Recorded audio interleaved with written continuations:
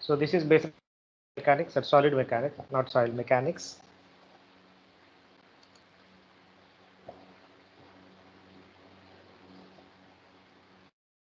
So in the previous class, we were trying to understand what is the principal stress, what is the principal plane. So then what is the failure plane? So if you look at this simple diagram, so this is simple triaxial element, so on which so there are horizontal forces F1 is acting and the vertical force F3 is acting. So there is a failure plane. So here it has been taken as a diagonal. So where area of the failure plane is capital A and theta is the angle made by the failure plane with respect to vertical. So this is F1 horizontal force, F3 the vertical force. The area of the vertical face is A cos theta if you know this theta, and the area of the horizontal plane, that is A sin theta. And this is the failure plane. You are asked to determine the normal and shear stresses which are causing the failure in the soil mass. So if you resolve the forces in horizontal direction as well as in vertical direction, so F1 and F3, so this is the free body diagram. So this is free body diagram. Resolve the forces of F1 in the normal and tangential direction. Similarly, resolve the forces of F3 in normal and tangential direction. And you sum it up in horizontal and vertical direction or in the direction of normal stress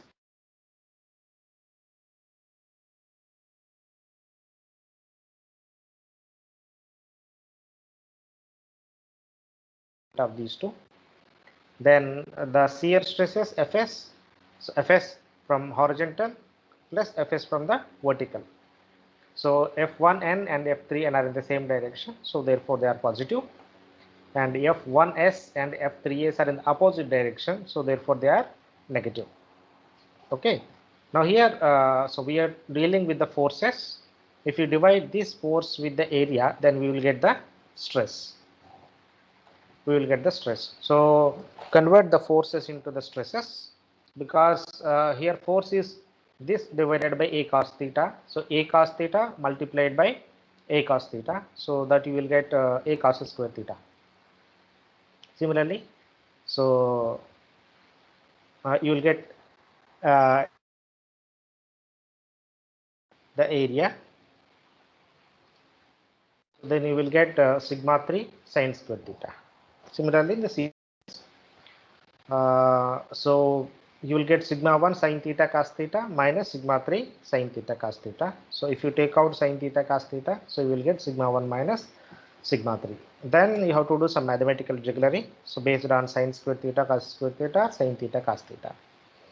And if you rearrange after mathematical jugglery, then you will arrive at the equations of sigma n is sigma 1 plus sigma 3 by 2 plus sigma 1 minus sigma 3 by 2 cos 2 theta, and shear stress is nothing but sigma 1 minus sigma 3 by 2 into sin theta. So this is a small understanding about how the normal stress equation parameters and shear stress equation parameters are being related with the principal planes or the principal stresses, that is sigma 1 and sigma 3. Okay, this is basic understanding from your solid mechanics.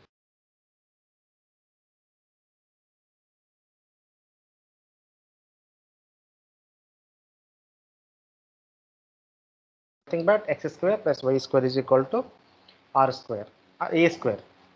So using those things, we can build a circle. So this is the Mohr, who is the first person to identify that these stresses can be converted into a circle, and thereby one can able to determine the normal stresses and shear stresses graphically. So when he has drawn the circle, so he took sigma 1 as the major principal axis, sigma 3 as the minor principal axis. The distance between sigma 1 and sigma 3 will become the diameter of the circle, and sigma 1 minus sigma 3 by 2 becomes the radius of the circle. And here angle made by the failure plane, that is theta, but when it is converted into Mohr circle, it becomes a 2 theta. This we can also understand. Then the sigma 1, the sigma 1 plus sigma 3 by 2 is stress. Mean stress means it is the stress from origin to the middle of the circle.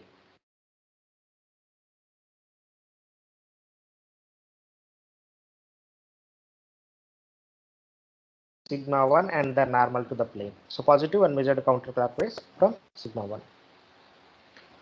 So here, if you look at this one, this is 2 theta angle, if you put theta is equals 0, theta is equal 0 or theta is equal 90 degree, so that becomes that makes shear stress equals to 0.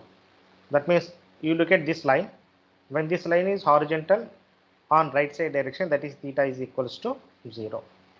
Or when theta is equals to again 90, so this line becomes again horizontal but on the other side, right side or left side. So in both these cases, so the shear stress becomes 0, which otherwise it is very simple to understand. So the sigma n plane is the normal stress. If you want to take any point based on the reference line sigma n, above and below represents the shear stresses. So above clockwise direction, below anti-clockwise direction. So that's what is the significance. The maximum shear stress is equals to sigma 1 minus sigma 3 by 2 at theta is equal to 45 degree. So when theta is 45 degree, you will get maximum shear stress. Okay. So the shear stresses along the principal directions are equals to 0 and the principal axes are orthogonal. Sigma 1 and sigma 3 are orthogonal to each other. So this is the same Mohr circle representing in 3-dimensional. So here we can see sigma 1, sigma 2 and sigma 3.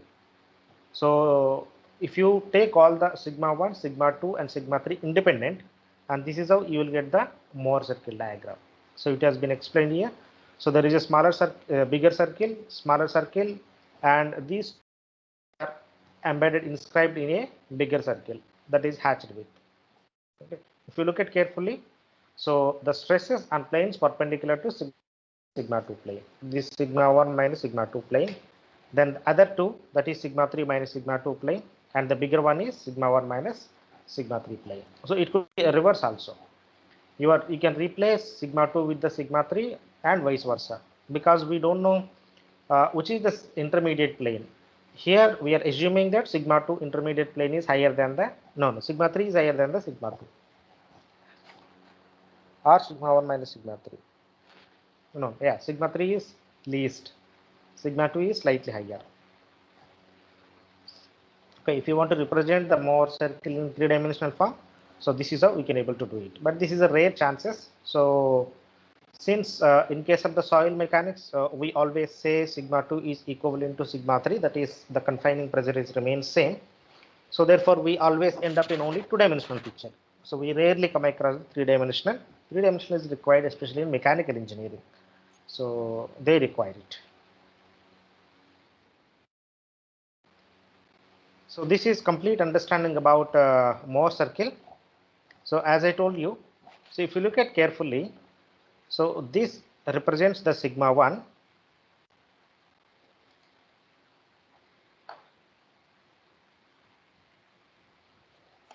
So this point represents the sigma 1 and this point represents the sigma 2 or sigma 3, doesn't matter.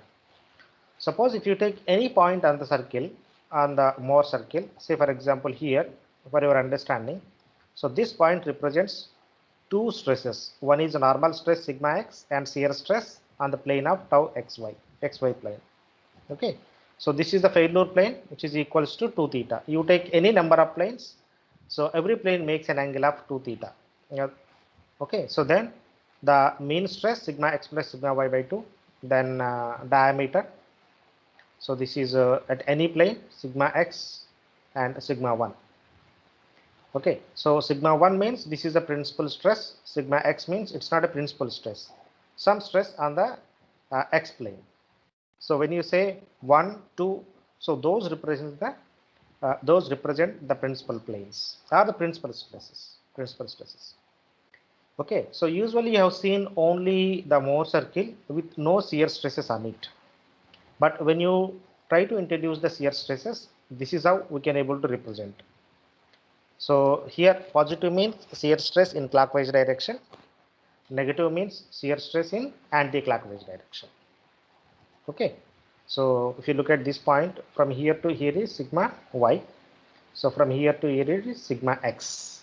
And if you take the extreme ends of the circle, then they will represent maximum principal plane, maximum principal stresses in vertical direction as well as in horizontal direction. I hope this is clear to you, everyone.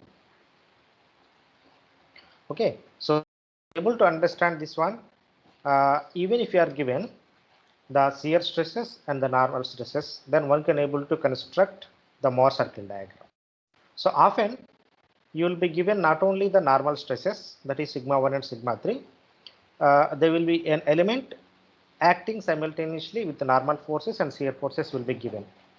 Then in those circumstances, how to build the Mohr circle diagram and then determine the principal stresses sigma 1 and sigma 3. Okay, so try to understand carefully. So earlier we were knowing the sigma 1, sigma 3 or sigma 2, sigma 1 and sigma 3, and thereby the difference between sigma 1 and sigma 2 is taken as the diameter of the circle, and thereby we build the Mohr circle.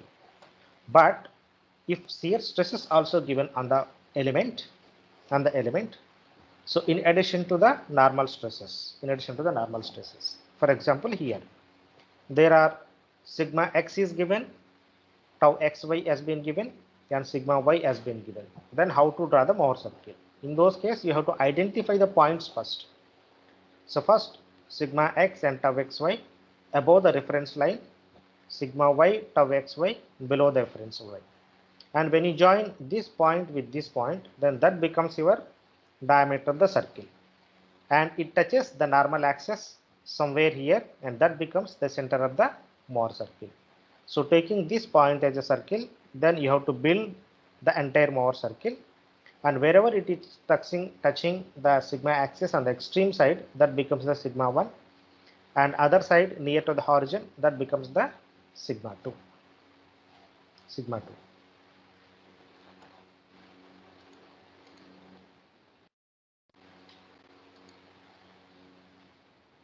So the radius of the circle is tau max and tau minimum, maximum positive, maximum negative. So this is a basic understanding about how to understand when the stresses are uniaxial, biaxial and triaxial. So this is for uniaxial compression, how to construct a Mohr circle, uniaxial compression and uniaxial tension. So compression means stresses are positive, tension means stresses are negative. Positive means the right side of vertical axis, negative means left side of the vertical axis. Only one non-zero example, only sigma 1. So this is passing through horizon, so it indicates that your sigma 3 value is 0. So in case of the uniaxial tension, since this is negative, sigma 3 is known, sigma 1 is 0. So this is compression, this is tension. Similarly, biaxial, one principal stress equals to 0, that is sigma 3, the other two do not. For example, this one. So sigma 1, sigma 3 is 0.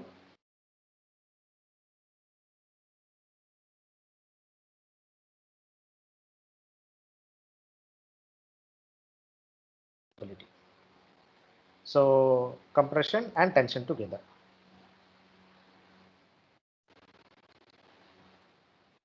So this is triaxial stress. All principal stresses are non-zero. So sigma 1, sigma 2 and sigma 3, if all the three values has been given. So only axial stresses sigma 1 and sigma 3 are given, because your sigma 2 is equals to sigma 3, then this is how the Mohr circle looks like. So two of the three principal stresses are equal. So this is the same conversion of this sigma 1, sigma 2, sigma 3 into sigma 1 and sigma 3. Here sigma 2 and sigma 2 is merged with the sigma 3. Sigma 2 is merged with the sigma 3. Therefore, it becomes the entire single Mohr circle. Okay, so just try to understand. I will repeat. So this is for uniaxial compression, where sigma 3 is 0, sigma 1 is known. The best example for uniaxial compression is your UCS, unconfined compressive strength. So here compression load is applied. The same if you pull the tensile bar, that is a steel rod, then that is uniaxial tension. Then this is biaxial compression and biaxial tension, and this is triaxial with all the three stresses are independent, and this is also triaxial, but two stresses are equal, stresses in two directions are equal. These are some important points so that may you remember. So this is a pressure. This is a special state of a stress in which the shear stress is equals to 0. That is sigma 1, sigma 2, sigma 3. So I'll just make you understand. Now let us try to take these entire derivations into understanding of the geotechnical engineer. So in case of the geotechnical engineer, we deal with another kind of stresses. So where the stress is represented in the form of another parameter that is called as a geostatic stress. I will explain that. So this is a lithostatic pressure, or you can also call it as lithostatic pressure, which is nothing but the self weight of the stress equals to the weight of the overlying column of a rock. If you are dealing with the rock, then it is called as a lithostatic pressure. If you are dealing with the soil, then that is called as a geostatic pressure. If you are dealing with the water, then that is called as a hydrostatic pressure. Okay, so with the rock, so therefore we don't deal with the lithostatic pressure. So rather we deal with the hydrostatic pressure. The stress equals the weight of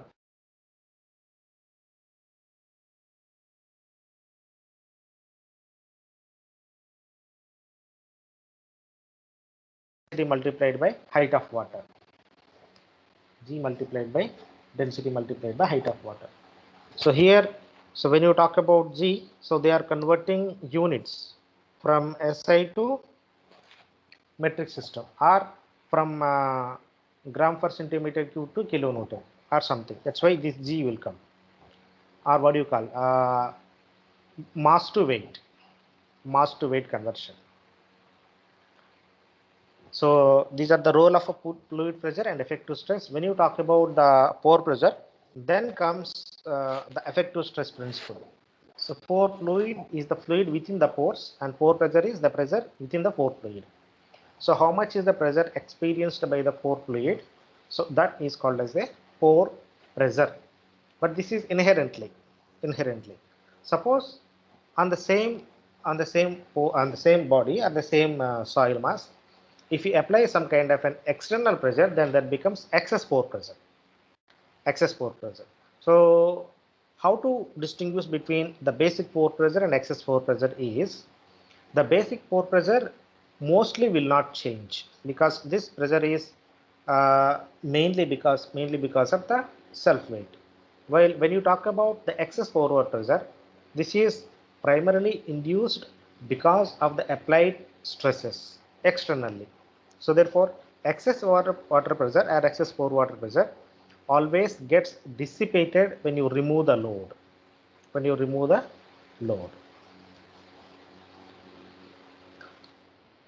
These are this is called as a stress tensor. So this is how normally we represent the total stresses, normal stresses, and pore water pressure in the soil mass. So effective stress tensor, which is nothing but effective stress is nothing but normal stress minus pore water pressure. So here let us try to understand the physical meaning of all the three stresses. Effective stress means it is the stress borne by the soil particles.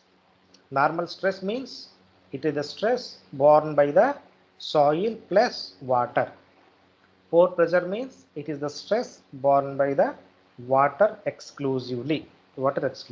So this is the reason. Suppose from the total where the stress is borne by particles as well as the water, if you remove the water component, then what you are going to get is effective stress, or the stress borne by the soil particle. This is what exact physical meaning of the effective stress.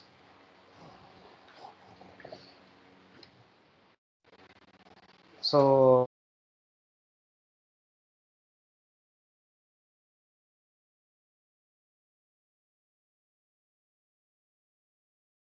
next is corresponding to the effective stress. The difference will give you the pore water pressure. So the effect of pore pressure increases, for example, due to water pumping, is to lower the effective stress. So graphically, so this may be illustrated. So this I will illustrate.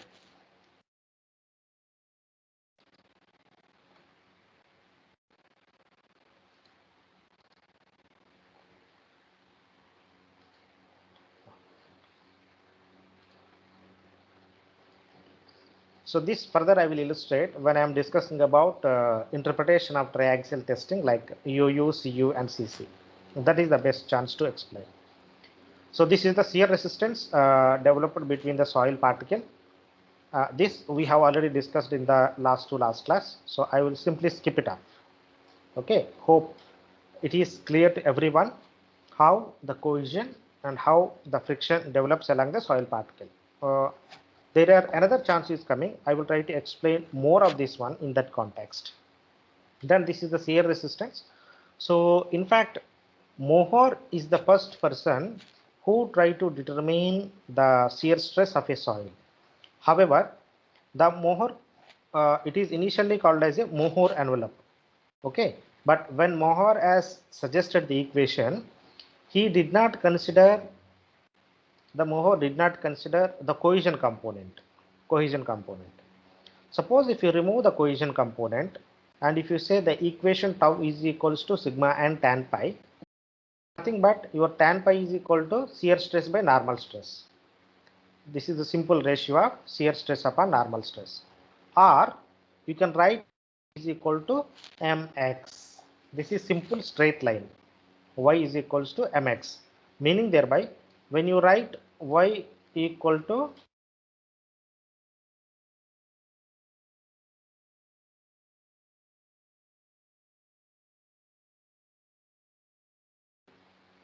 when there is no intercept, which inherently indicates that this straight line is passing through the horizon. Meaning thereby, as for the Mohr, the failure envelope, that is tau is equals to sigma and tan pi, is valid only for cohesionless soils like a sands. So it is the Coulomb who corrected this equation by incorporating the cohesion component. That way it has become y is equal to mx plus c, where the c is the intercept which has been related to the cohesion. Okay, so these are the mathematical equations but have been linked with the soil parameters. So the c is linked to the cohesion component and the pi is linked to the angle of internal friction. So if you look at these equations, this equation resembles that of the very fundamental equation of your friction, where tan pi, which is nothing but a friction, is developing between the shear, that is the load acting in the horizontal direction, when there is a normal force. Is it clear to everyone now? So this is simply your engineering mechanics equation only, but converted from that simple expression to useful to the soil mass. So Coulomb observed that for shear strength of the soil, there is stress independent component of the shear strength and stress dependent component. So this equation includes both stress independent and stress dependent. So usually on x-axis we take stress independent variables and y-axis we take stress dependent variables. So here the meaning of this equation is that without applying R, your shear stress is dependent on how much amount of the normal stress that you are applying on the soil mass. I hope it is clear to everyone now. If you do not apply normal stress on the soil mass, no way there is a possibility of the development of shear stress on the soil mass. Normal stress is compulsory. So shear strength is proportional to the normal force pushing the particles together. The stress independent is related to the intrinsic cohesion of the material, and these also related to the friction, not only the cohesion. They are in general called as the shear strength parameters.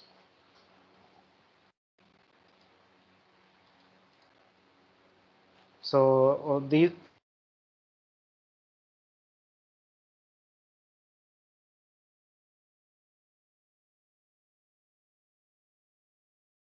is geostatic stress.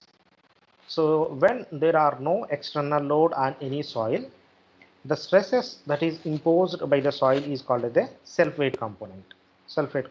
Okay. So one of the simple example is consolidation. The consolidation because of the self-weight. That's why if you want to accelerate the consolidation, what we do, we impose surcharge load.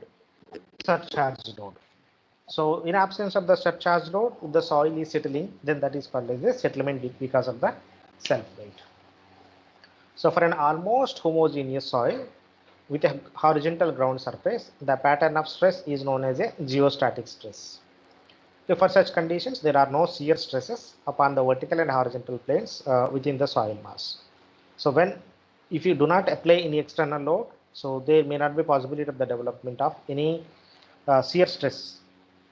Okay, so the vertical geostatic can be represented as gamma times of Z. Sigma is equals to gamma into Z, which is nothing but the Z is nothing but the density of the soil, and gamma is nothing but density of the soil, Z is nothing but height. So if you multiply density with the height of the soil sample, what you get is the total weight of that particular soil at that particular depth. So this is for the homogeneous soil, assuming that the densities remain same for top to bottom of that particular soil. Suppose if you are encountering a stratified soil, then your whole geostatic stress becomes summation of density multiplied by thickness of that particular layer, that is gamma 1 Z1, gamma 2 Z2, so on and so forth. So this is the same principle. So this is how we normally calculate the stresses, geostatic stresses in the soil. Then that is in absence of the water. Suppose what happens if you introduce water into the medium. So then there comes the additional stresses. Those are called as a pore water pressure. Pore water pressure. So when you take the total stress, vertical stress due to the soil grain and the water pressure, due to the soil grain and the water pressure, then total stress is nothing but so load by the soil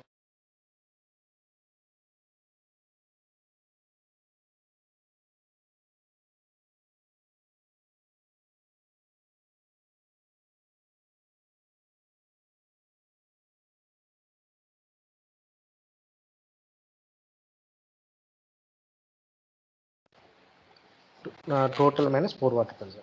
Now you may ask a question. So why should always we determine the effective stress instead of the total stress? So suppose if you look at these three parameters, so total, effective, and pore water pressure, Among three, we can say the total is independent and effective is independent. But there is a possibility of change in the pore water pressure with a change in load or with a season. Okay, but if you look at carefully, your total is summation of again soil plus water. So therefore, if any change in the pore water pressure, there is an obvious change in the total.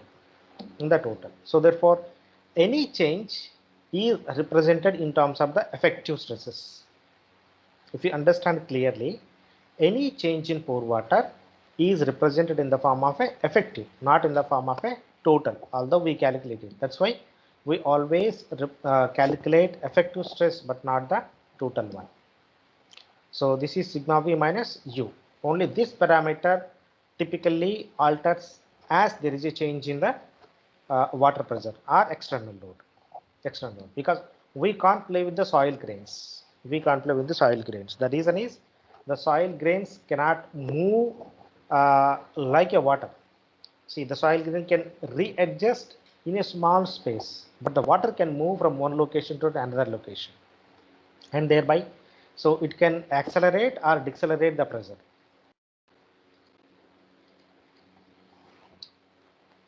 So this is how effective stress is represented. Sigma dash is equal to gamma into Z1 plus gamma sat into Z2 is above the water, and this is the below the water. So above is gamma, so you can take gamma D or gamma bulk depending upon the soil condition, and below the water the always fully saturated, therefore we take saturated density, and weight of the water, that is gamma W Z, gamma W into Z2.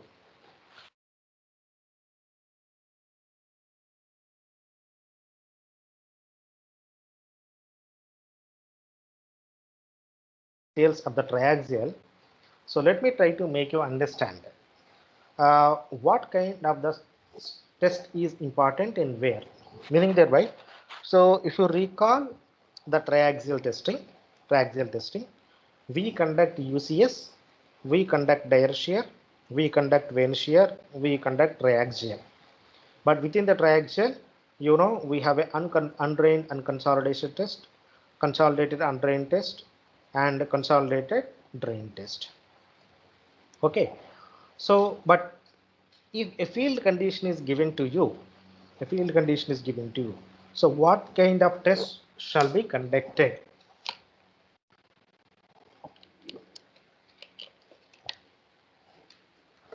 What kind of a test shall be conducted so that your failure in the real life mimics that in the laboratory condition, which otherwise, for example, you have conducted a direct shear test where the failure plane is predefined in the horizontal direction. But in the real life, the failure plane is rarely horizontal unless otherwise. So there is only the shear stresses or the forces in the horizontal direction are acting. So in most of the situations, the soil fails only under shearing condition where the failure plane is inclined with respect to the horizontal. With respect to the horizontal. So when the failure plane is inclined, and what is the point in conducting the direct shear? It doesn't give you any information. So in those circumstances, how to understand what is the right test to conduct in the laboratory? So for example, here the stress strain curve has been taken. Okay. Suppose when you are dealing with the settlement calculation, so which part of this stress strain diagram to be considered? Typically, we always for example, typically we always confines to within the permissible limits. We preferably should confine to the elastic limit of the soil mass. Elastic limit.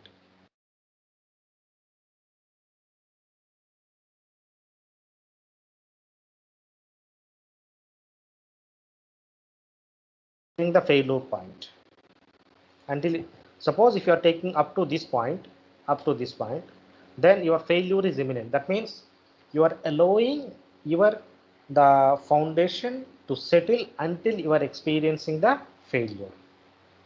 Okay. Similarly, so this is the slope stability problem where stress fails, as you can see here.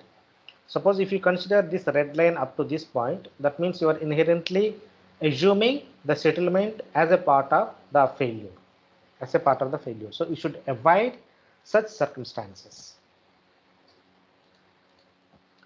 So this is what exactly happens in the real life. These are the soil fails. So this is the strip putting.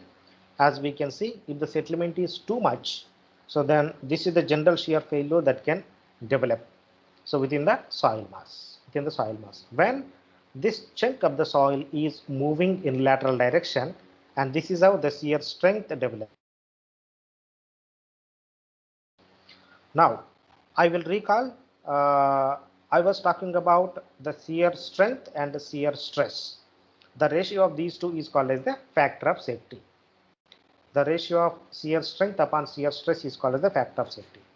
Now here, this arrows in the opposite direction in which the soil is moving is the shear strength developed by native soil. The shear strength developed by native soil. And when you construct a footing on the soil mass, this exerts shear stress on the soil mass, which by undergoing the settlement increase the shear stress on the soil.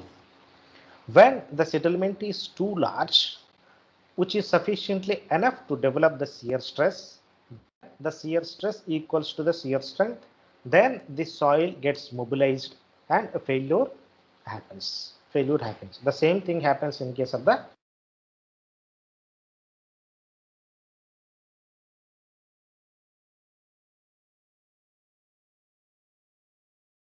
but the difference between this one and this one is here, if you recall the fundamental meaning of the geostatic stress, the ground surface is horizontal. But here the ground surface is inclined. So the inclined ground surface exerts the horizontal as well as the vertical stresses. We can divide the components. So one component is in the downward direction and another component is in the lateral direction. So this lateral component tries to fail the soil sample. So that's why the failure plane happens. Okay, so that is in case of this is in case of the footing. So this is called as a wedge failure. When the retaining wall moving away from the soil, certain chunk of the soil must try to get mobilized or this ultimately leads to the formation of the failure plane. So this is the failure plane, and all along this failure plane, the shear strength of the soil gets mobilized. So this is in case of the embankment, and if you take out the small element all along the failure plane, so this is how we can able to understand. Suppose if you take a small element here, so when there is this entire soil mass is moving downward, then it exerts normal stress and shear stress, because shear strength is developing in the opposite direction of the shear stress. So that's why these two are always represented in the opposite direction. This is shear stress and this is shear strength, and this is weight of the soil mass. So this weight of the soil mass is causing to develop the shear stress, and opposed by the shear strength of the soil mass. And this is Mohr-Coulomb envelope. So everybody knows about this one. That's why I don't stress upon. I just want to talk about.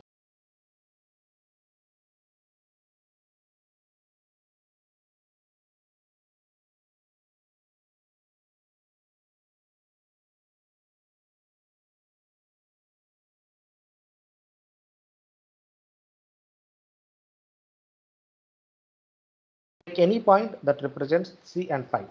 So this is represented mathematically as tau f is equal to C plus sigma tan pi. So, and it is in terms of that is in terms of the total stress, and this is in terms of the effective stress. So this is in terms of the total stress, and this is in terms of the effective stress. Okay, so and this is yeah. So this what is actually this graph is most important. If you have any questions, you can ask me. The cohesion component is remains same in the soil mass, while when you consolidate the soil sample, what you normally increase is you only increase the frictional component. Okay, so as you are increasing the normal stresses, if you look at this graph carefully, as you are increasing the normal stress, and obviously there is also increase in the shear stress.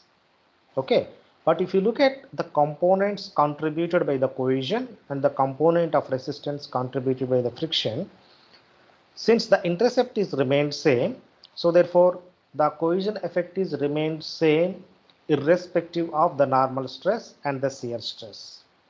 With the increase in the normal stress, if at all there is an increase in the shear stress, that is entirely attributed to increase or variation in the frictional component. Now, what is the implication of this one is when there is a possibility of increasing the frictional, and what is the meaning of this friction?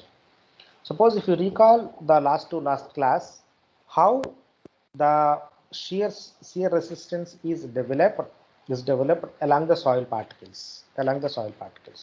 What really happens is when there is a mobility or the particles readjustment, so they arrange such that only the friction angle varies. That is, the friction angle increases. That means initially if they are in horizontal direction, when they are rolling,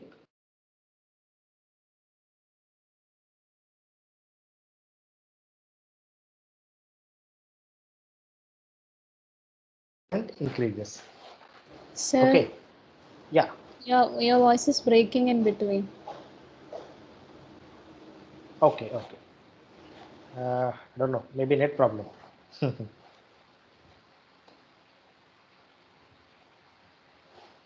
Okay. So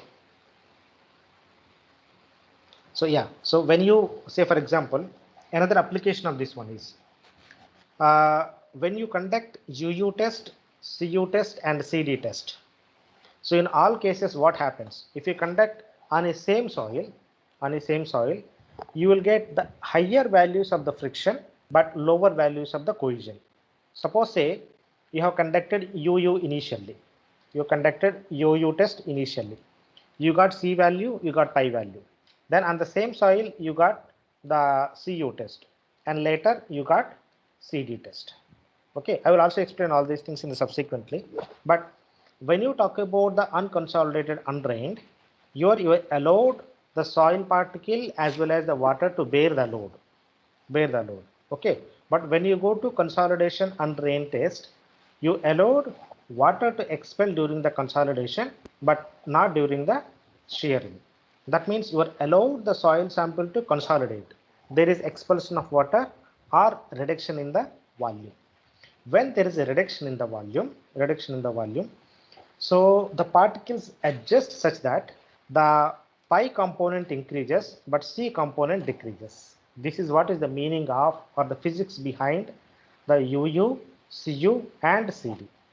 Okay, this reduction further increases when you conduct the CD test. That's why on the same soil, if you conduct UU and when you are moving to CD, you always see that in UU you are getting the C component and pi component. But when you conduct CD test on this one, you never get C component. The failure plane always passes through the horizon, meaning thereby, so when you conduct the CD test, you overcome the cohesion component. You increased the friction angle. That's what is the meaning of UU, CU and CD. So this all can be done only by readjusting the particles during the expulsion of water from the soil sample. Okay, so if you have any questions, you can ask me at this point of time.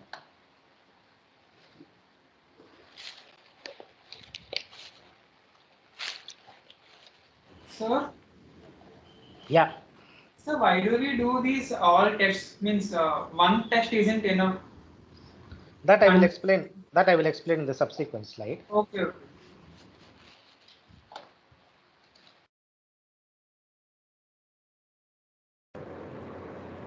Sir, in CD test, sir. Yeah, ask me. Sir, in CD test, you said that cohesion will be neglected after some time. Will become zero. It's not neglected. It will become zero. Yeah, it will become zero. So the decrease in cohesion will be more, or increase in phi will be more. We can't make any kind of such relationships. Okay, sir. There is no general relationship. It will depend upon the type of soil. It may depend upon the type of the soil. It may depend upon the kind of the stresses we apply. Okay, sir. Preferably it depends upon the type of the soil, as you rightly said. Okay, sir.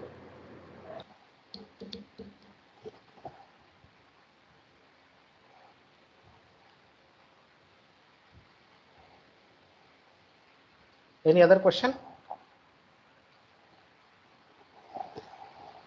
Actually, this kind of lecturing cannot be done on PPT. If there is a blackboard, I would have explained in a much better way. Because normally I used to take a couple of classes on all these things. Once you are understanding this one means you can able to take some practical decisions. Okay, so let us try to understand further thing how to draw the Mohr circle. So let us focus only on the Mohr circle. So this is the small soil element which is directly on the failure plane. So where there is a normal stress sigma 1, the major principal stress sigma 1 and minor principal stress sigma 3 is acting on this one. And there is a possibility of the development of the failure plane, so which makes an angle of theta. Then the imposition of sigma 1 and sigma 3 causes development of normal stress and shear stress, which causes the subsequent failure. So this is what we have seen. This is what we understood, how these equations have been derived from this fundamental soil element free body diagram. Tau is sigma 1 minus sigma 3 by 2 sine 2 theta sigma. This is normal stress and shear stress. So equations for computing the normal stress and shear stresses when major and minor principal stresses are acting on the soil element. So this is what is the exact meaning of the Mohr circle. This is what is the contribution of the Mohr circle. Once you have derived tau and sigma, so Mohr was first trying to rearrange these two terms in a form of the circle, that is x square plus y square is equals to a square. X square plus y square is equal to a square. If you look at carefully, so this sigma 1 minus sigma 3 by 2 is nothing but the radius of the circle. Okay, so this is x square plus y square is equal to a square. This is the equation of the circle. This is how So the Mohr circles as a wall model.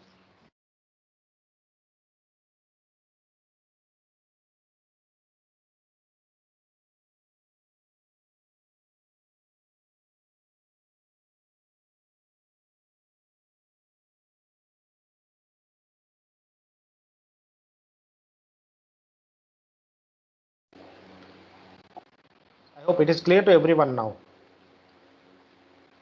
So next, one of the important point is when you construct the Mohr circle, you need to identify a point called as a pole point, because this pole point is important, especially when the element is in horizontal, vertical or inclined direction. Especially when the element is inclined direction, one has to understand with respect to what point we have to take this failure plane, inclined failure plane, or this inclined element. For that, you need to identify a point called as a pole point, which is very simple. So here we know that the sigma 1 is acting in vertical direction but in a horizontal plane. Similarly, sigma 3 is acting in horizontal direction but on a vertical plane. So corresponding to this horizontal and vertical planes, draw horizontal and vertical lines on this Mohr circle, and wherever these 2 points meet, that point is called as a pole. So here, first of all, on sigma 3 or at sigma 3, the plane is in vertical direction. So therefore, draw one vertical point. So sigma 1, the plane is in horizontal direction. Therefore, draw another horizontal direction. So wherever these 2 points are meeting, that point is called as a pole point. So this, based on this pole point, we will try to draw the failure plane with respect to theta. Now from here, you draw any angle or any plane with theta angle that represents the failure plane. So incidentally, here it is horizontal, vertical, so it is easy to understand. But what if this entire element is some inclination?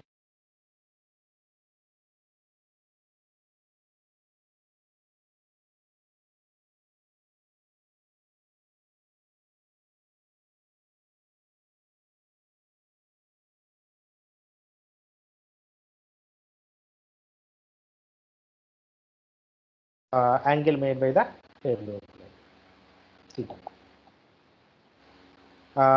So this is Sir, for, sir, yeah. can you explain it again? Your voice broke in between, sir. Watch. Okay. See, in this case, for example, you take a small element where the element is in either horizontal or in vertical direction. Okay, but often this element itself could be in inclined direction. So therefore, how should I understand that? With respect to what point I should draw the failure plane, which is made by an angle theta with respect to horizontal. In order to identify the point with respect to which the failure plane has to draw, we need to identify a point. That point is called as a pole point. So this, how to draw this pole point is, first you take the major and minor principal stresses. Say for example sigma 1. So the sigma 1 is acting in the horizontal plane. So therefore sigma 1 as a reference point, draw an horizontal line. Similarly, sigma 3 as a reference point which is acting in a vertical plane. So draw a vertical line. So wherever this horizontal and vertical lines are meeting, that point is called as the pole point. And with respect to this point, then one can able to draw the angle made by the failure plane. So wherever this failure plane is touching the Mohr circle, so that will give you the normal stress and shear stresses.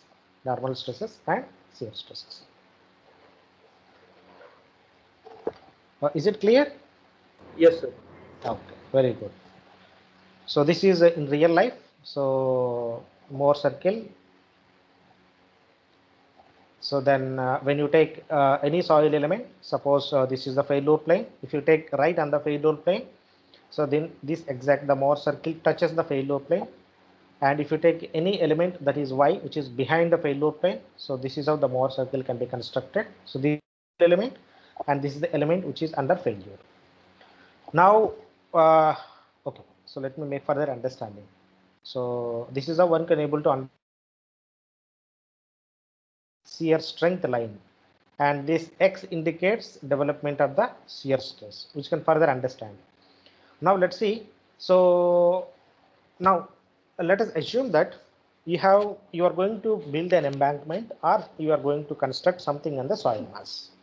So for that, you brought some soil to the laboratory, and you conducted some kind of a triaxial testing, which may be so UCS, UU, or CU, or CD, and based on that, you developed the Mohr-Coulomb failure envelope. So that is represented with this red line. That means in the laboratory. So when you have done the triaxial testing, so this is the stress at which the soil sample failed under shearing condition. That's what is the exact meaning. So you interpreted this linear line and understood that the intercept is nothing but the horizontal, the cohesion component, and the slope is nothing but the frictional component. Now, how to implicate this diagram in the real life? Okay. So for example, so this is the original ground.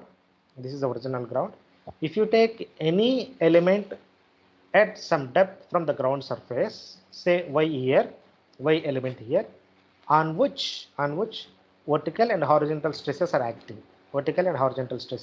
Suppose since both are same, here we can say, so this element is somewhere here, okay, because there is some overburden. The distance from origin to this sigma c point indicates the total weight of the soil imposed by from ground surface to that particular element. Okay, so the another best understanding is this sigma is nothing but your gamma into Z. So this sigma c is nothing but your gamma into Z. So that is self weight or overburden pressure of the soil mass. Okay, if both are same, this becomes a point. Both are same, if this become point. If both are different, then you will get a 2 points. 2 points. 1 point somewhere here, 1 point somewhere here. Okay. Now what you do later? You started constructing on the original ground. As a result, there is an increase in the overburden pressure that is normally represented with the sigma, delta sigma. This is what exactly you have done your consolidation. What you have done? You try to increase the, or you try to apply the load after every 24 hours. The same thing will be done in the real field. In addition to the sigma c, you applied some increase in overburden pressure by constructing some structure, that is delta sigma. Okay, what happens as a result? Your sigma c will become sigma c plus delta sigma. Okay, delta c plus delta sigma. But try to understand, when you imposed a small amount of the load, so the soil has not failed because the amount of the shear stress developed because of the delta sigma not reached the shear strength of the soil, which is indicated by the red Mohr-Coulomb failure plane. Now what you have done? You have further increased the loading. Then there is an increase in the shear stress. Then you further increased the loading. So you increased the loading until your shear stress is reaching or equivalent to shear strength of the soil. Whenever shear stress reaches shear strength, and the failure is imminent. So therefore, so you have to understand how much superstructure load has to be applied based on the shear strength diagram of the soil. I hope this is clear to everyone.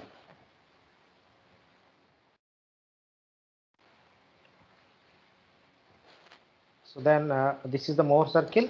So again, I think same. So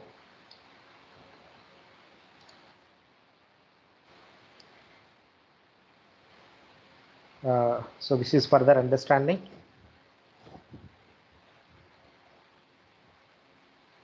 This is the derivation of how theta is equal to 45 Hello? plus. Yeah. Sir, you said that the soil will fail when the Mohr circle will touch the shear strength straight line. Correct. That's what you said. Yeah. The Okay. failure happens. Yeah. Okay, sir. Correct. Thank you, sir. Yes. So this is the small derivation behind how theta is theta is equal to 45 plus 5 by 2. This is mathematical jugglery again.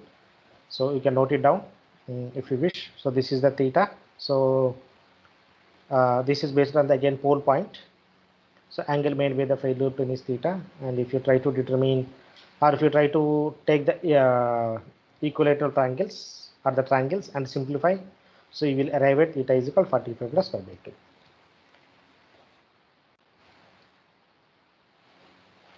Okay, so this is what we do. Mohr circle for total and effective stresses. So initially when you apply a load, so that load is borne by the soil plus the water, So the load, the summation of load borne by the soil plus water is called as a total stress. So when there is a vertical load sigma v, this is how it can be represented. This is the total stress. Then you allow pore water to get out, that is expel from the soil.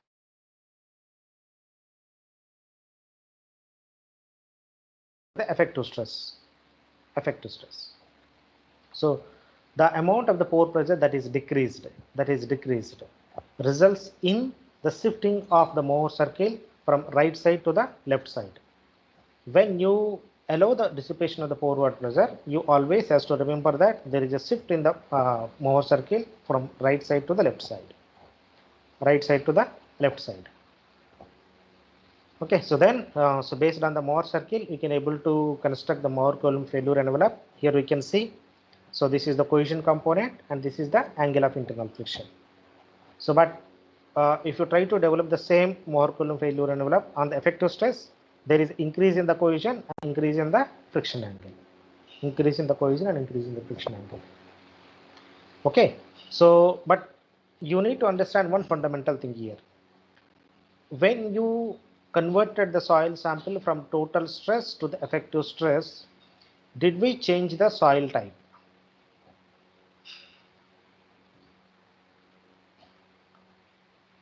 This is the most important. No, sir. No. So No, then sir. how the pi angle and C angle increases without changing the soil type? So phi angle and C depends upon the type of test we are conducting. It depends upon the test conditions. It does not depend upon the soil. Maybe it also depends upon the soil type, but it also depends upon the soil condition, test conditions, whether it is Sir, drained or drained. sir, we allowed water to expel, therefore C and phi changed. See, try to understand. Test condition is a different. I am talking about the fundamental properties of a soil. C and pi are the fundamental properties of a soil. Okay, that means if I say pi is equals to 0, that represents clay soil. If I say pi is equals to 20, that represents fine grained sand. Meaning thereby, I have taken the clay,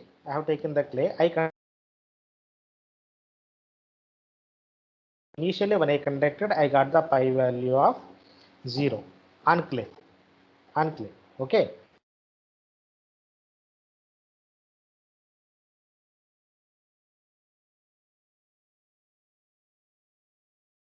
Has been converted into, so clay with the sandy soil.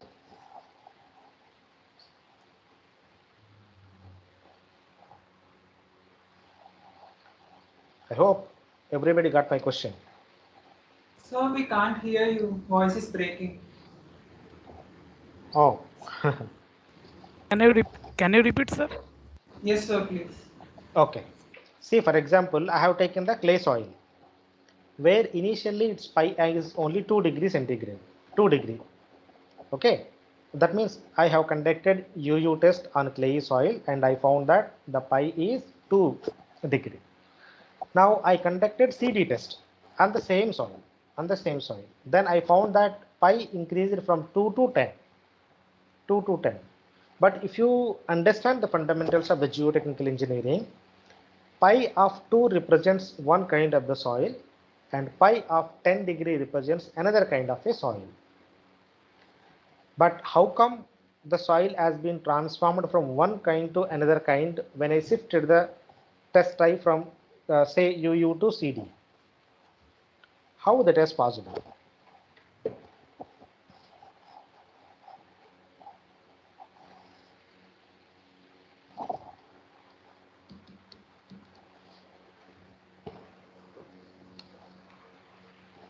Have I really changed the soil type?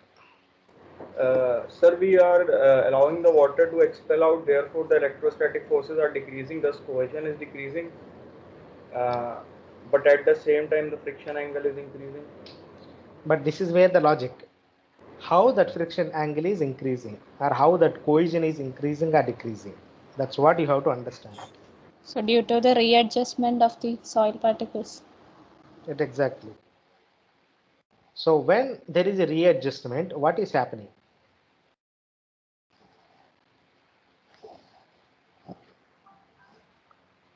When there is a readjustment of the particle, what is happening? Once you are understanding this one, yeah. Sir, the interlocking is more. It's all right. Interlocking is more. There is a particle readjustment, but what exactly physically happening? See, my question Contact is, between the particle increases. Sir, the volume is decreases. yeah, when volume is decreasing, what is happening to the particles? What is happening at particle contacts?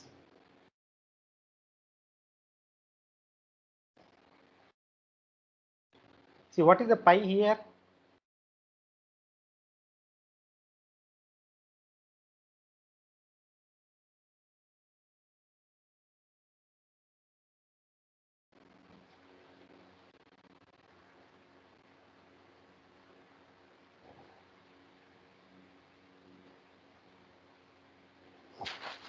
Hello. Yes, sir. Oh, what is the exact meaning of angle of internal friction? Sir, contact angle between the particles. Exactly, contact angle between the particles. Okay, meaning thereby, when I allow the water to expel, what I am doing? I am simply playing with contact between the particles. Did you understand the logic now? So the expulsion of water results only in increase of the contact angle, or the angle with which the soil particles fail. Here pi means the angle with which the soil particle fail. That's what is exactly meaning of your friction angle. Okay. So when I allow the water to expel, the particle rearranges such that so the angle with which it fails increases. That's what exactly happens. There is no change in the soil type, although there is a, so the increase in friction angle doesn't mean that the soil is converted from one type to another type. No. What exactly happening inside the soil particle is the soil particles with which they fail. The pi is nothing but the angle made by the failure plane. Okay, not failure plane, the angle made by the soil particle. Okay. So initially, suppose if you look at the UCS, the failure plane is horizontal. If you look at the UCS, the failure plane is horizontal. There is no pi. Okay, that means two particles are sliding simply, one along the another. Okay, but suppose if we allow the water to expel out, they no more slide in horizontal direction, but they slide with small inclination. That's how the horizontal line becomes the slightly inclined. And if you further allow the water to expel, this angle keeps on increases until certain extent only. Okay, this angle increases until the entire material becomes the frictional material. Meaning thereby, when the material, the Mohr-Coulomb failure envelope must pass through horizon. When this Mohr-Coulomb failure envelope is passing through horizon,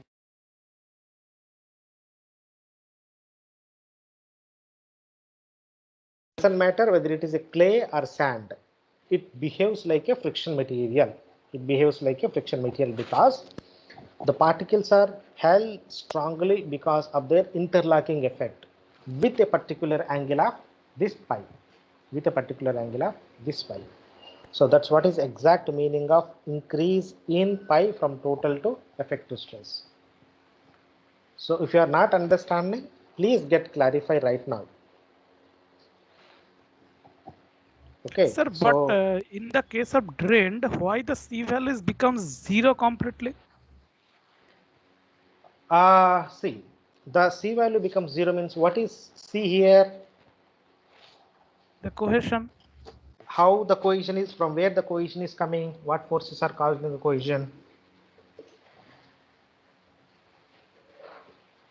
It is basically electrostatic forces, Electrostatic force. electrochemical forces. Okay. So when there is no water, so what will happen to the electrostatic forces? There is no one to take it. 0. There is no one to take it. Okay. And if you look at the clay particle, so the clay is like a platey shape. You understood? Clay is like a platey shape. If there is no water, so where is the mobility happens? It will not happen anywhere. So when you introduce the water, the first action of the water is it will act as a lubricant in the soil particle. That's why whatever the failure that takes place, so it is only because of the during reason. The fundamental reason is the ingress of water always acts as a lubricant, which fundamentally decreases this pi angle. Whenever there is a decrease in the pi angle, obviously we can see the failure. The decrease in pi means the particle, the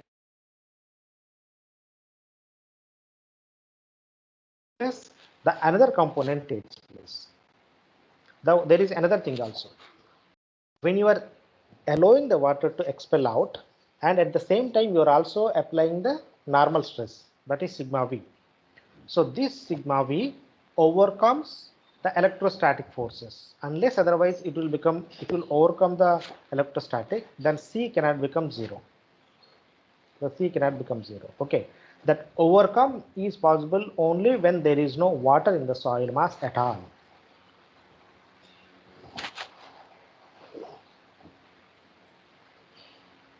So, what is the final pi value of this soil we can say? It's the effective one or the total one? It is effective only. Okay. It is And the always C value is also for effective. Yeah, C is effective, pi is effective.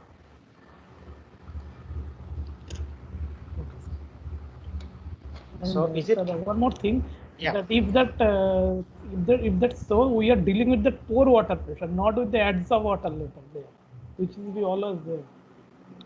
Yeah, pore water pressure, not with the adsorbed water. Correct. Okay. Okay.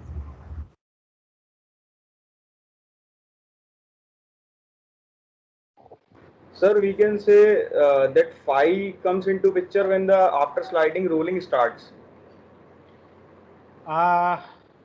Rolling starts. No, rolling. Yeah, correct. After sliding, rolling starts. Because still sliding we will have some cohesion because water will be there. Correct. It's true. And sir, if we are considering in strength parameter the total stress, Yeah. then we can say that we are overestimating the strength of the soil. It's not overestimating the strength of the soil. We are taking the worst condition. Okay, We are taking the worst condition. Okay, sir. I will explain you when what kind of stress you have to take under what condition in the subsequent slides. Don't worry. Okay, sir.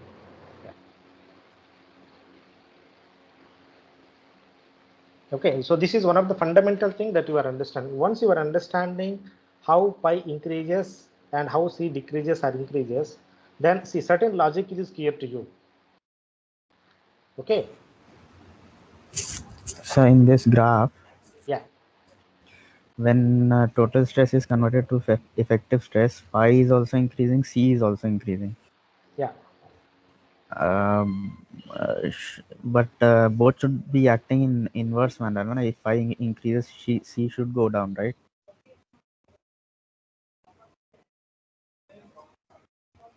Hello.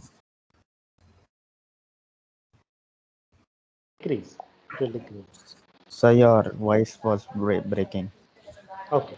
So as you rightly said, when pi is increasing, the C obviously decreases. This is only graphical representation, but you are correct. Okay, so this is not to scale. This is not a true scale, and this is not correct also.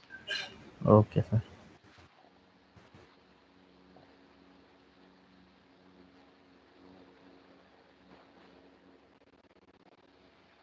So any other questions from anybody?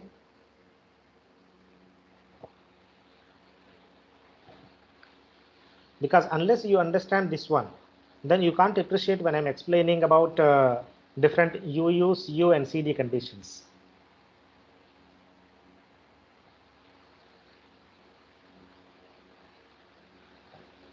Okay, now can I ask a question here? Can this kind of analysis is valid for coarse grain soils, coarse grain sand?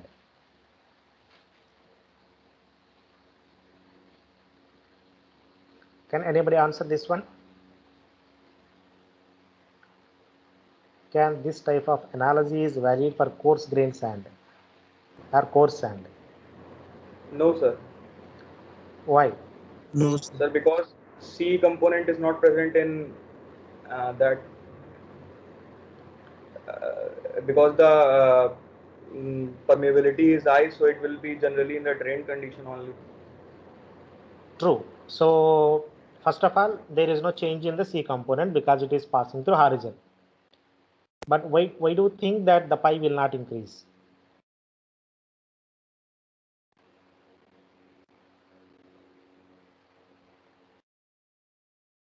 Sir, as the water is not due to no readjustment of the particles. Readjustment of the particles?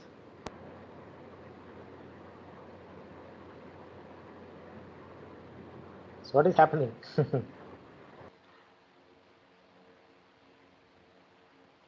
Sir, in coarse soil only slight occurs, not rolling doesn't take place. No, first, have you got my question? In coarse grain soil, both are passing through the horizon only. But my question is there any possibility for increase in pi value?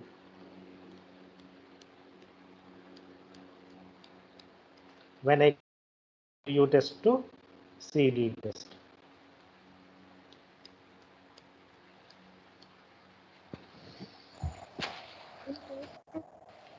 Is due to only that slight in the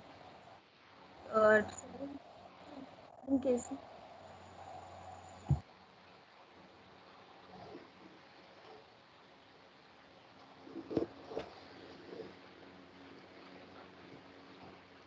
No, actually your voice was breaking. I couldn't able to hear your question.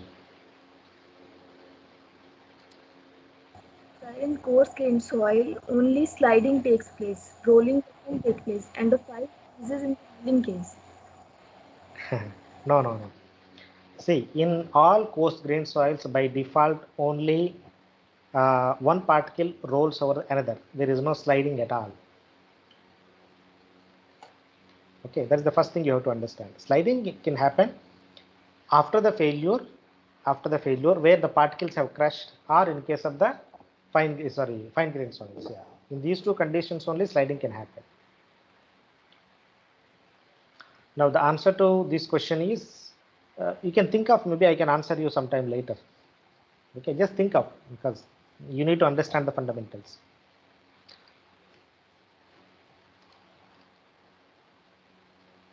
So this is the another further analysis of the Mohr-Coulomb failure envelope. So related to interpretation of the stresses and strains.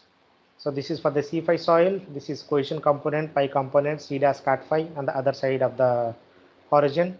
then sigma 1 plus sigma 3 by 2. So then this is shear stress, and this is the ultimate equation. This is ultimate equation. If you can take it, so c dash plus cot pi plus sigma 1 plus sigma 3 by 2 into sin pi. So this is very simple. So this is derivation for your sigma 1 is equal to sigma 3 tan square 45 plus 5 by 2 minus 2c tan 45 plus 5 by 2. So if anybody did not explain you how to derive those equations, then try to understand carefully this diagram. Okay, so first what I have done is, so I have considered the C5 soil. So when I say there is a cohesion intercept, it inherently indicates that the soil which I have considered is a C5. So this is the slope is pi and the intercept is C. Then if I take the radius, that is sigma 1 minus sigma 3 by 2, this is well known. This is well known. And how do you center of the circle? So which is nothing but, if you take this small triangle, the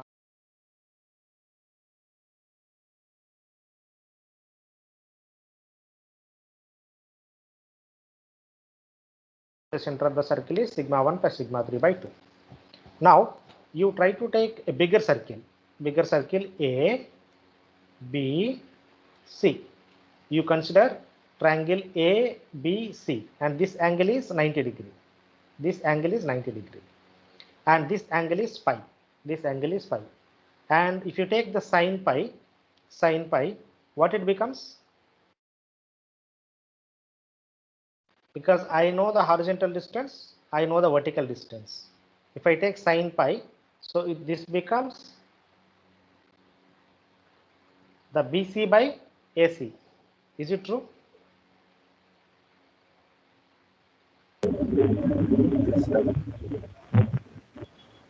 Yes, sir. So consider triangle ABC. At B it is 90 degree, and at A it is angle of pi. If I take sin pi, because I know the AC distance, I know the BC distance. So this is hypotenuse and this is rise height.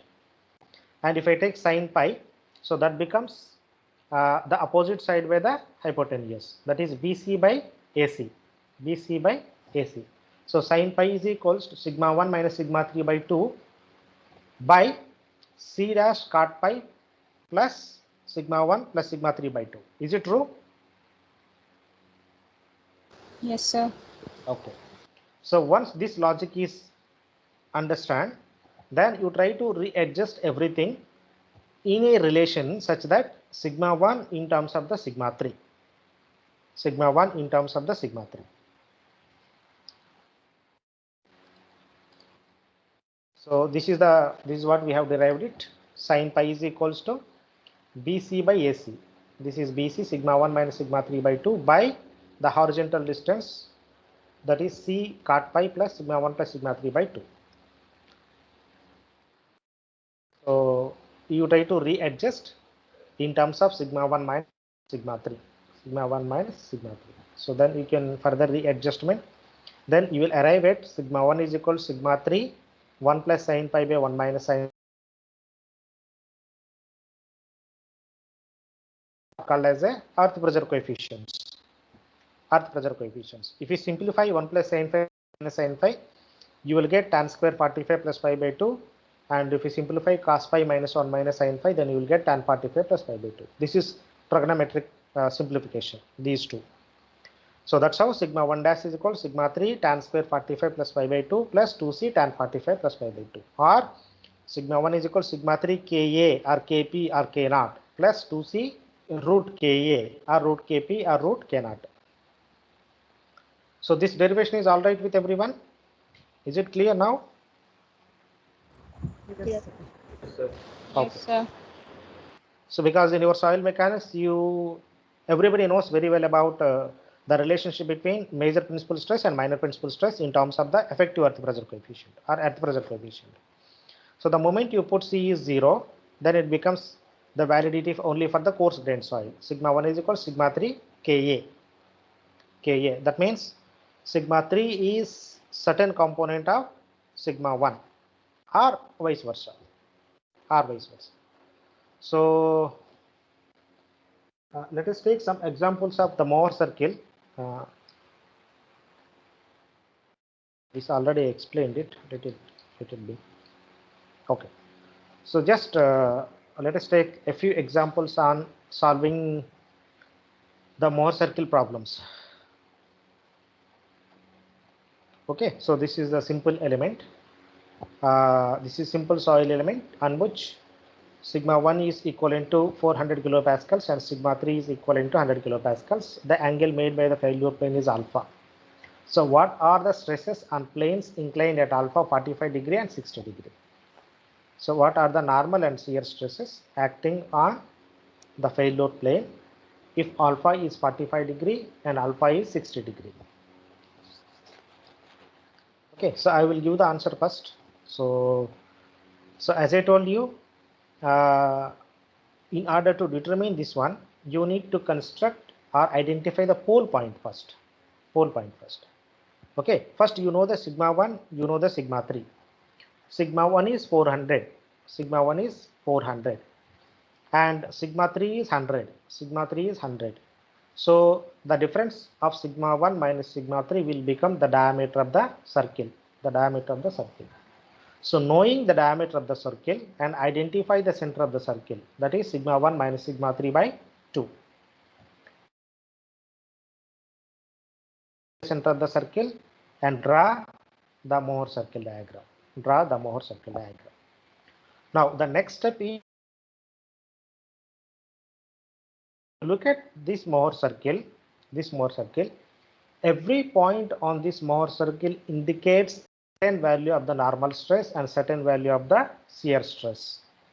But what you have been asked, you are asked to determine when alpha is 45 degree, what is the sigma and tau? And if alpha is 60 degree, what is the sigma and tau? Okay, so for that, you need to identify the pole point. I hope now you will appraise what is the importance of the pole point. Now, first, the 400 is acting in a horizontal plane. So draw an horizontal line with respect to sigma 1, and draw a vertical line with respect to 100. Draw vertical line. So wherever these 2 points are meeting, that point is called as a pole point. Okay. So now with respect to 45, with respect to this pole point, now you need to draw this failure plane.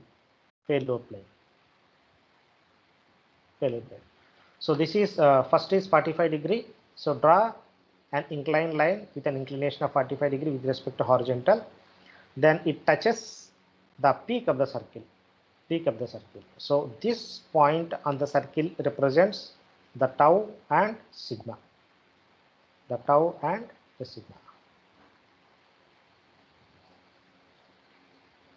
Okay, similarly you draw another 60 degree, you will get this point. So at this point the normal and shear stresses are 130 and 175.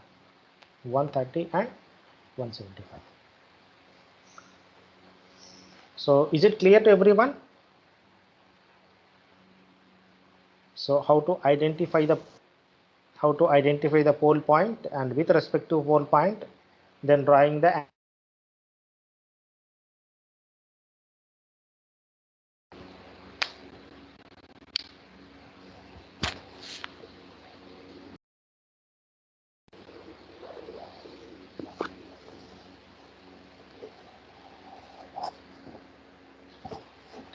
So alternatively, you can also determine same thing by the concept called as a 2 theta. So here 45 multiplied by 2, that is 90. So draw any line which is equivalent to 2 theta, because when you transform the angle made by the failure plane from element to the Mohr circle, the theta becomes 2 theta, as you have seen in the derivations. The theta becomes 2 theta. So 45 multiplied by 2, 90. So draw a vertical line. So this must meet this plane. So either you draw 45 line or 2 theta vertical line. Similarly, either you draw an inclined line of 60 or 2 multiplied by 60, 120. So this is 120 line, 120 line. So both will match. Okay, so either way it is correct, it doesn't matter. But identification of pole point and thereby drawing the failure plane is more advantageous, especially when the element is in inclined direction and shear stress is also given on the element. So this is another example. So this is another example. So this is the given problem. The major principal stress is 300 kilopascal, or in fact it is not a major principal stress. So what are the magnitudes of the sigma 1 and sigma 2? Sigma 1 and sigma 2. The orientation of the plane 1 1, the orientation of the plane n1, and the stresses on plane bb inclined at alpha is equal to 20 degree to the horizontal. 20 degree to the horizontal. So the stresses given on the element are, so 300 in vertical direction, 100 in the horizontal direction, and 50 kilopascals of the shear stress. Positive and negative, clockwise direction and anti-clockwise direction. Clockwise direction and anti-clockwise direction. Now remember, in this sum, no sigma 1 and no sigma 3 has been given. Rather, you are asked to determine when sigma x and sigma y has been given. So this is nothing but, this 300 is nothing but sigma x, and this 100 is nothing but sigma y, and this 550 is nothing but tau xy, tau xy. Okay, so sigma x, sigma y, and shear stress of tau y. So in this case, first you need to identify the points. So first what you need to do is join sigma x with tau xy. That becomes 1 point in the clockwise, sigma xy in the clockwise direction. Sigma x and tau xy. So first draw horizontal and vertical line. Horizontal and vertical line. So right side of this one is positive and left side of this one is negative. And from the horizontal line, above is positive and below is negative. Above is positive and below is negative. So first identify 2 points, sigma x comma tau xy positive. Tau xy positive. That is 300 comma 50. 300 comma 50. So 300 comma 50. Okay, 300 comma 50. This is 1 point. This is 1 point. Second, there is also shear stress in the anti-clockwise direction, that is on horizontal planes. On the on the planes on which the horizontal stress is active. That is, so 100 comma 50 will make another combination. 100 comma 50 will make another combination, but this 50 is minus because this is anti-clockwise direction. Therefore, identify another point where it is sigma y is 100, and tau xy is minus 50. Tau xy is minus 50. Now I have 2 points. 300 comma 50, that is h, and 100 comma minus 50, that is v. So that is v. Okay. Now join the lines of h and v. So this line becomes the diameter of the circle. And wherever this line touching the sigma axis, normal axis, this becomes the origin of the Mohr circle. So identify first origin of this Mohr circle, and construct the Mohr circle diagram. So wherever this Mohr circle meeting the extreme of sigma and the lower side of the sigma, so those indicators of the sigma 1 and sigma 3 or sigma 2, whatever it is, sigma 1 or sigma 3. Okay, so this we can determine graphically. Okay, then what has been given next? You are asked to determine sigma 1 and angle made by the failure plane when the element is in inclined direction. Sigma 1 is nothing but this one only. So sigma 1 is 312 and sigma 2 is 88. Sigma 2 is 88. Okay, so in this case, now the another step, most important step is if failure identification of the failure plane 1 1, failure plane 1 1, so which is an angle of 20 degree. For that you need to identify the pole point first. Pole point first. See here 350 on horizontal direction, on horizontal plane, on horizontal plane. So at H draw one horizontal line, draw one horizontal line. Okay, then similarly at 100 comma minus 50, 100 comma minus 50, draw one vertical line, draw one vertical line. So one horizontal line and one vertical line. So wherever these 2 points are meeting, that point is called as a pole. This point is called as a pole. I hope this is clear to everyone now. Pole. Now what you need to do with respect to pole point, you need to draw an inclined line which is equivalent to 20 degree, which is equivalent to 20 degree. So draw any inclined line which is making an angle of 20 degree with respect to horizontal. So with respect to horizontal, wherever this line is meeting the Mohr circle, that is B in this case, that particular point will give you the normal and shear stresses acting on that particular element when it is inclined. So when it is inclined, so here you can see when the plane is inclined by an angle of 20 degree, so the normal and shear stresses are 248 and 104. 104 when it is inclined. When element is not in inclined, those are 312 and 88. But when it is inclined, it is 248 and 104. 248 and 104.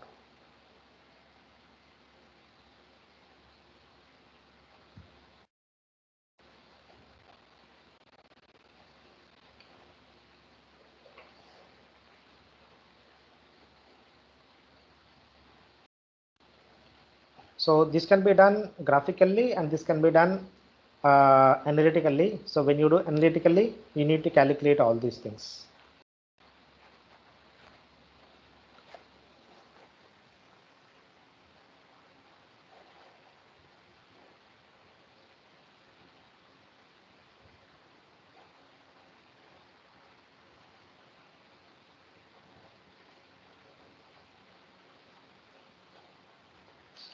So is it okay?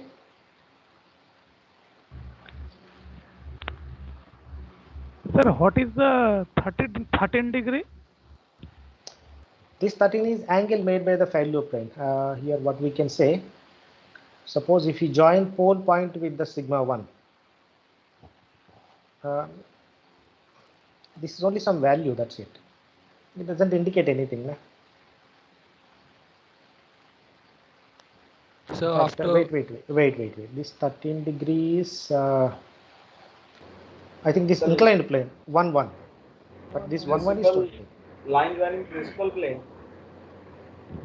Sorry, this principal plane. Principal plane, this 13.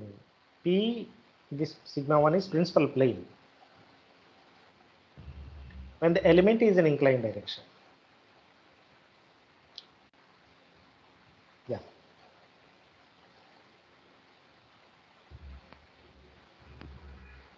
But sir, the principal plane should have the shear stress is equal to 0, no? But that is in case of the horizon, in case of the something else, na. There are already shear stresses are there. Sir, but at Yeah. sigma No. 1, sigma 1 equals to 312, shear stress is 0, so it will be principal plane. It will be principal plane only. If you look at the point where it is joining, so see it is only sigma 1 value. There is no shear stress. Yes. And sigma 2, what that is 88, that is also a minor principal plane, minor principal stress value. Yeah, if you draw another line from like this, then that will become minor principal. Okay. So what is the final orientation of the plane 1 1? This 13? Because the 13. Okay. Yeah.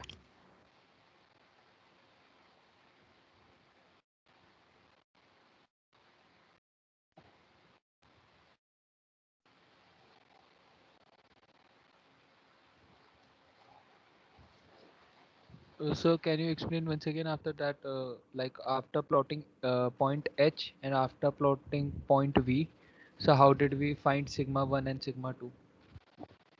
See, first, 350 will make one combination. 100 and minus 50 will make another combination. 300 is sigma x, plus 50 is tau xy. 100 is sigma y and minus 50 is tau xy. So 300 and plus 50 is 1 point on a circle, and 100 comma minus 50 is another point on a circle. But here it is a negative. Therefore, with reference to the horizontal axis sigma, 1 point is above, that is 300 comma 50, then point is h. Then another point is 100 comma minus 50, that is below, since shear stress is negative, the anti-clockwise direction, that is V. Okay, so you know H, you know V. Now when you join H and V, so this makes the diagonal of the circle. This makes the diagonal of the circle. This diagonal is meeting the sigma axis at some point. That point will become the center of the circle. The center of the circle. So wherever it is meeting this as a center, now construct full Mohr circle. Construct full Mohr circle. Now you are asked to determine, suppose if 350 and 150 are acting, then what are the values of the sigma 1 and sigma 2? Sigma 1 and sigma 2. So when you have constructed the Mohr circle, wherever this circle is touching the horizontal axis, normal axis, on the extreme side of right side and extreme side of the left side, they will give you the sigma 1 and sigma 2 or sigma 3. Sigma 1 and sigma 3. Now, what is the next step? So this sigma 1 and sigma 3 determination is over. Okay, next, when alpha is 20 degree, what are the sigma 1, what are the shear and normal stresses? Sorry, normal and shear stresses. Normal and shear stresses. So for that point, since this element is an inclined, for that purpose you need to identify the pole point. So therefore, so this 350 with respect to 350, this the plane is in horizontal direction. The plane is in horizontal direction. Therefore, draw one horizontal line. Draw one horizontal line.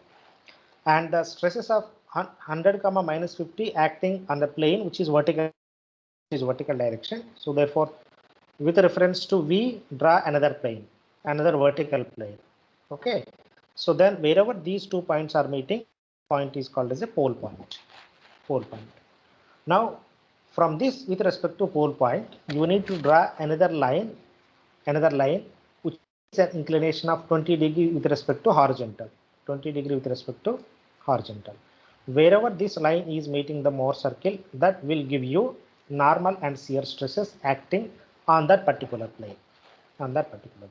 Okay. Now, the another meaning of this one is, say for example, this 300 and 100 are acting without the shear stresses, then your sigma 1 and sigma 3 is nothing but 312 and 88.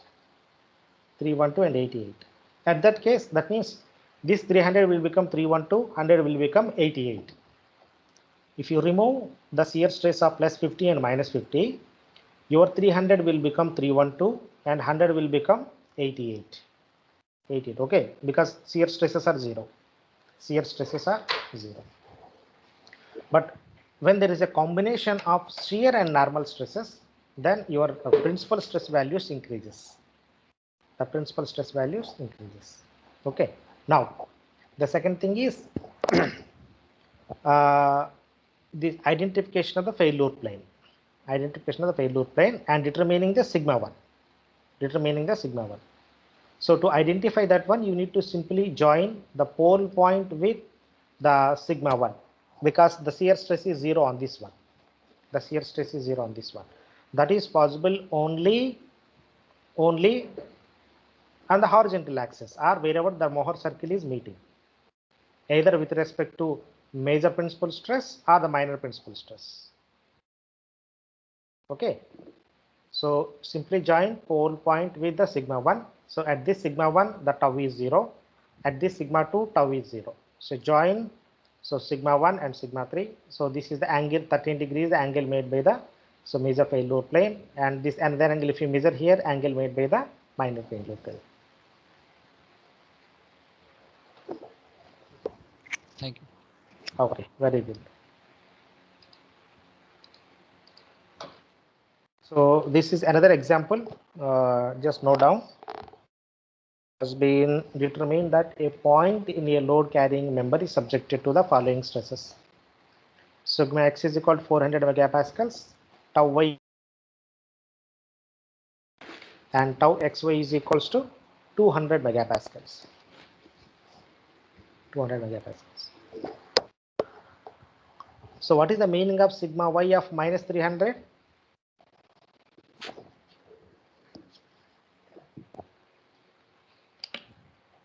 So it goes the negative portion of the x, negative axis of the x. It goes the left side of the axis.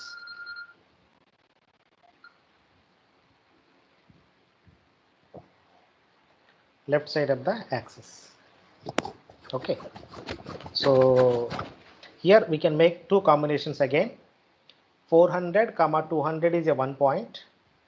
Minus 300 comma 200 is another point.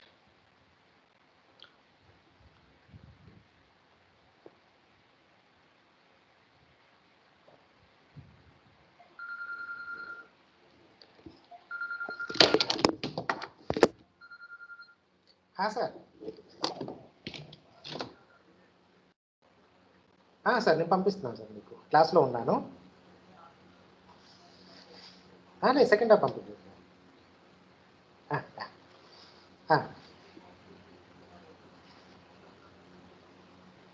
Oh 30th వెళ్ళిపోతున్నారా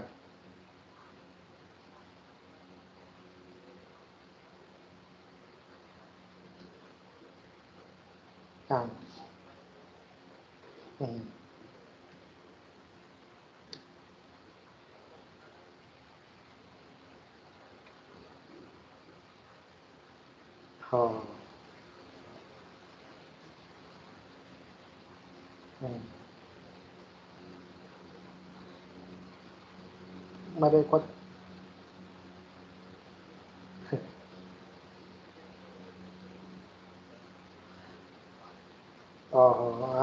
అది అయిపోయింది sir అయితే ఇంక 2 ఏళ్ళు కూడా లేదు అయ్యో అయ్యో ఇక్కడ అంటే కిందకి ఎవరు రావట్లేదు సార్ మరి దానివల్ల సో మొన్నకి ఈమెయిల్ వచ్చింది దాని గురించి అసలు ఎవరు కిందకి రావట్లేదు సార్ ఓకే ఓకే సార్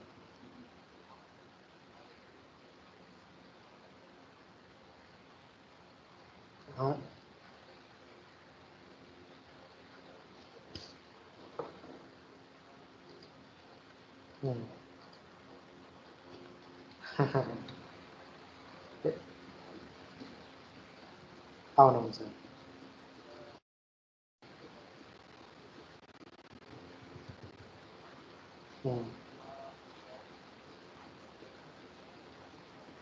అవునవును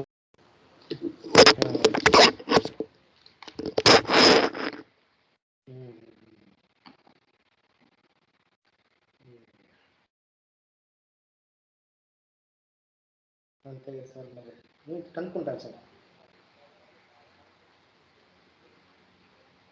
అవునవును సార్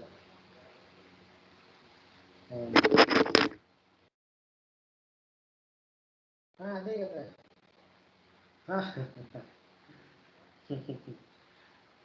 నేను కూడా కలవలేదు సార్ క్లాస్ అవుతుంది సార్ నేను సరే సరే సార్ మీకు మధ్యాహ్నం పంపిస్తాను సార్ దాని మీదే ఉన్నాను నేను షూర్ షూర్ షూర్ గొడవ పెట్టండి సరే okay sir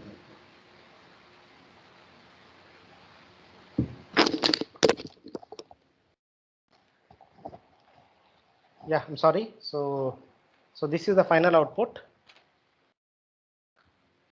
so here also you can do the same thing so this is the given problem this is initial stress condition so 400 and 200 will make one combination, and 300 minus 300 and minus 200 will make another combination.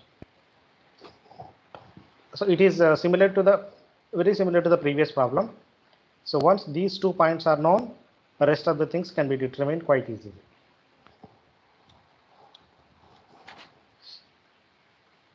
So we can determine sigma 1, sigma 3, but this is easy only when you do graphically. But when you want to do the analytically, then you have to determine, you have to use the concept of average stress, then determining the radius of the circle, so on and so forth. Okay, so that you have to be a bit careful. It is always advisable to go by the graphical method. Let me see it. If there is a possibility, then I will ask my TAs to take one tutorial only on Mohr circles, so that it will be clear to you.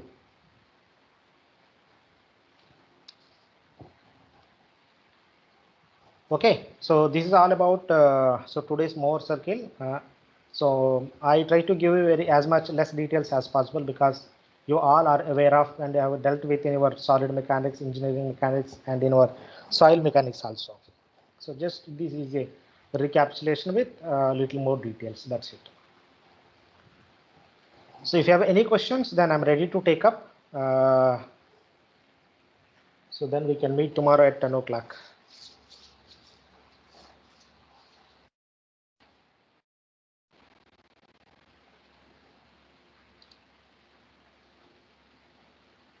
Sir? Yeah. Sir, in the previous question, that 20 plus 13, 33 degrees angle, is that the principal angle with the inclined plane BB? Can we say that it is the inclined principal angle of with respect to that plane BB? No, there is a plane 1 is there, na? See, if you look at a plane 1, there is sigma 1 on that. Yes, sir. Okay, so the 312 is a sigma 1. Yeah, 312. So yes, sir. There is a, so on a plane 1, there is a normal, yes, that is a principal stress of sigma 1. That is a maximum principal stress, and 88 is a minimum principal stress. My question was. Yes. That you leave it. Let me explain. See, Okay, for example, on a plane 1, there is a value, there is a sigma 1 is represented, but there is no shear stress on the plane 1. Yes, sir. So no shear stress, that is shear stress is 0, but sigma 1 means maximum. Yes, where sir. that is possible? Only on the horizontal axis. Yes, sir. Okay, the shear stress is 0 only on the horizontal axis. Horizontal. Okay, now how the 13 is arrived is, so when you join the sigma 1 of 312 with the pole point of P, so that is equivalent to your 13 degree. But of course, with respect to pole point. Yes, sir. Okay, not with respect to horizontal axis. No, sir. My question was with respect to the plane which we have taken, that alpha is equals to 20 degrees. From that, can I say that 20 plus 13 is my principal angle? No. That is different. This is different. Both are different. I'm confused, sir. Can you explain it? See, there are 3 things. You are asked to determine when the element is in horizontal. Okay, yes, no tilting. And what yes, are the values of the sigma 1, sigma 3? Yes, sir. Till that I was clear. So that point is clear? Yes, so sir. That is you have to identify 1 point above, 1 point below, then draw the circle, then identify the sigma 1 and sigma 3. Yes, sir. Okay. Now, when alpha is 20 degree. Yes, sir. Okay, when alpha is 20 degree, then what are the tau and sigma? That one also clear. That one also clear. Yes, now, sir. If the failure plane is 1, if the failure plane is 1, and what is the value of that sigma? Sir, the voice is breaking.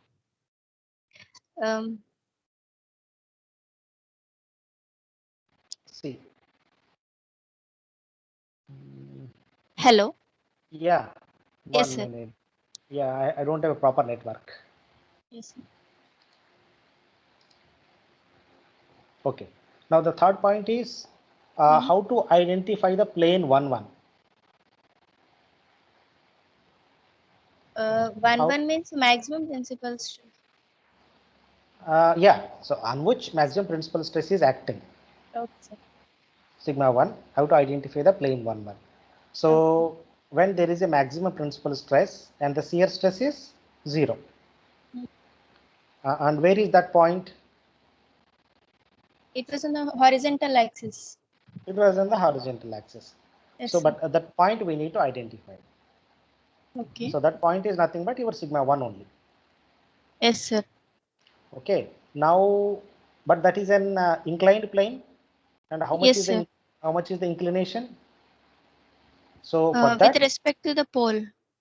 so for that purpose, you need to draw point P, that is pole point with the sigma 1, and where the Okay, shear sir. stress is 0. Yes. Okay, so that line with respect to above horizontal, that is 13 degree, which is the angle made by the plane 1, 1. Yes, sir. So is it clear now? Yes, sir. Can't I say that angle 33 degrees is my principal angle from that plane Yeah, BB? you can Can't I say. say that? No, you can say. Yes, No that problem. was my question. Yes, sir. Yeah, you can say. Yes, sir. Thank you. Okay.